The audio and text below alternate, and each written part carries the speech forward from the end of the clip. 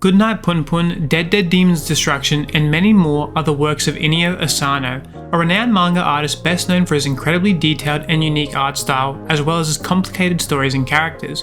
Most people know him for Goodnight Punpun or Dead Dead Demon's Destruction, which now has an anime adaptation, but in today's video I'll be talking about another great series that I think is being overshadowed by his previous works. Mujina Into the Deep has been on my radar for a while, especially because I heard it was unlike any of his other works, with a bit more of a focus on fighting and is set in a slightly more futuristic Japan, so I just had to give it a try.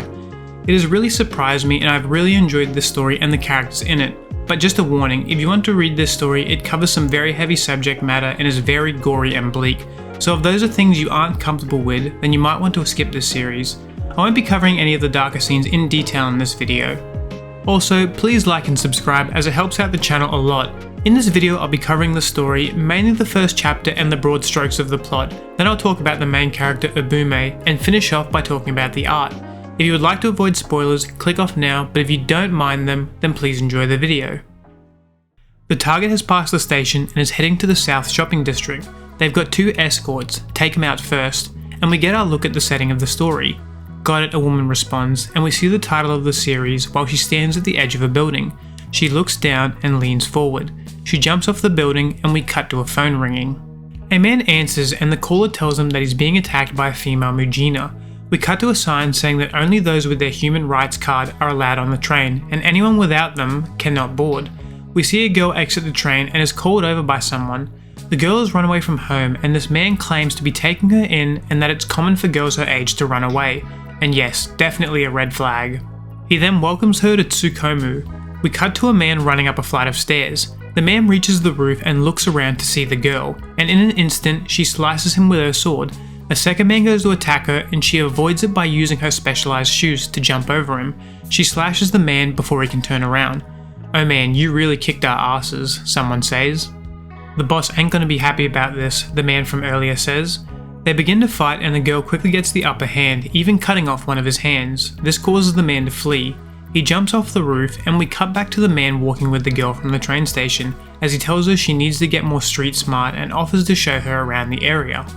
We cut back to the assassins as the girl continues to give chase. She leaps from the roof at the man as he climbs a building, and the young girl from earlier sees her, and she has laser focus on the man. They run across the wall and the man tells her to piss off. They jump and land near some train tracks. They are stuck in between two passing trains. The girl raises her sword. He pleads, saying she's caught him and that he's unarmed. He tries to negotiate and mentions he met someone who might know something about a target the girl's been trying to find. They evidently have some past together. He mentions that he and her are birds of the same feather, meaning he too is a Mujina. She lunges forward and drives the blade into his face before he could react. As he falls to the floor, she notices he has a knife in his other hand. She sheaths her sword and says no one to give up. She reports in saying the escort Mujina are dead, and someone replies, "Good job, now for the main mission."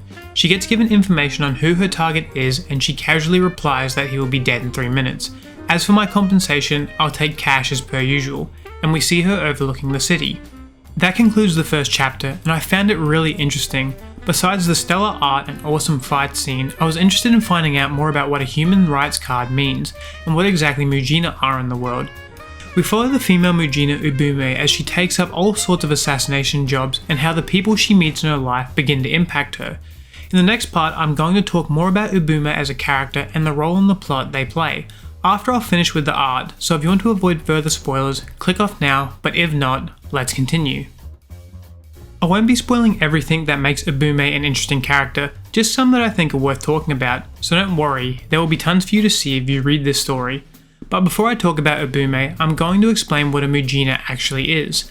Underground organizations prey on vulnerable people by offering them large sums of money to sell their human rights cards.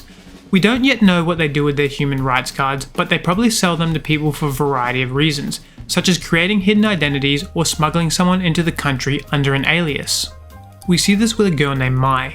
She wants money and is approached by a man who says he knows a good way to make money. He convinces her to sell her human rights card to him. After things don't turn out well, she tries to buy it back, but the man tells her the price has doubled. He then explains to her exactly what a Mujina is, and it's someone whose entire existence is no longer recognized. Any crime committed against them, even murder, isn't illegal. He then tells Mai that there's many ways for a Mujina to make money. He reiterates that they aren't recognised by the government and thus can't be tried in a court of law. He tells her that regardless of the crime she commits, she can't be tried for them, and that there's no repercussions for anyone who hires a Mujina, and paying them for a job is no different to throwing money into the wind. They are essentially the ghosts of society. He hands her a sword and a job to kill someone, and tells her that being afraid solves nothing. You have no choice but to be strong and cunning to survive, and I think that sentence perfectly sums up the life of a Mujina. Ubume is an interesting character, and it's very enjoyable to watch how she grows over the story. Early in the series, we learn that Ubume has amnesia, and she begins having strange, violent dreams about someone in a bear outfit. Ubume starts out as an emotionless killing machine, but after saving a young girl named Juno during a job, she begins to build a life with her and Terumi, an older game developer who takes both of them in. We watch as for the first time in Ubume's life, she finds something like a family, and they begin to grow close, even to the point where Ubume inherits Juno's debt from getting a rights card. We watch as this emotionless killer takes on more jobs to pay off this debt, but as her bond with Juno and Terumi grows, she begins to feel fearful about her job, and she doesn't want to die, and this fear has eluded her entire life. I won't spoil too much about her character, as it's something really worth experiencing for yourself, but I'm super interested in seeing just how her story will conclude and where Asano will take her character in future chapters. And I didn't want to reveal her backstory, but it's probably the most shocking thing I've seen in this series, and that's really saying something. Not to mention, every mission we watch her go on is either weird or action-packed, and are detailed looks into the sick world of the wealthy from the world of Mujina into the deep. As is the standard with any of Asano's works, the art is gorgeous. Character design is really unique in this series, with so many characters having different looks and fashion throughout the series, and he does really well to show off many different body types, which I think adds more realism to his story as opposed to most series where you might get 3 or 4 different body types throughout the entire story. So many pages are just gorgeous, especially the double spreads. I know he uses 3D renders for his cities and things like that, and yet again, it just adds to the authenticity of the city the story takes place in. The fights are also amazing to read, with tons of detail, especially on the gore and injuries inflicted from the swords. The facial expressions during these fights are also very wild and show an interesting look at the characters. I haven't read any other Asano manga that has fighting, so if this is his first, I think he's done an amazing job, and I am excited to see his evolution in drawing action scenes. Mujina Into the Deep is a really overlooked series that I think is some of Asano's best work. From the interesting topics explored in the series to the gorgeous art and characters, I think this is a must-read for any fan of Asano's works or someone who wants a grittier and more realistic story to read.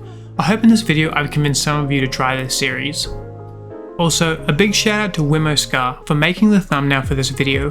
I will leave a link to their channel below, and you should definitely check out their channel as they do amazing work. Well, that's it from me. If you enjoyed this video, please like and subscribe, and I'll see you in the next one. Bye.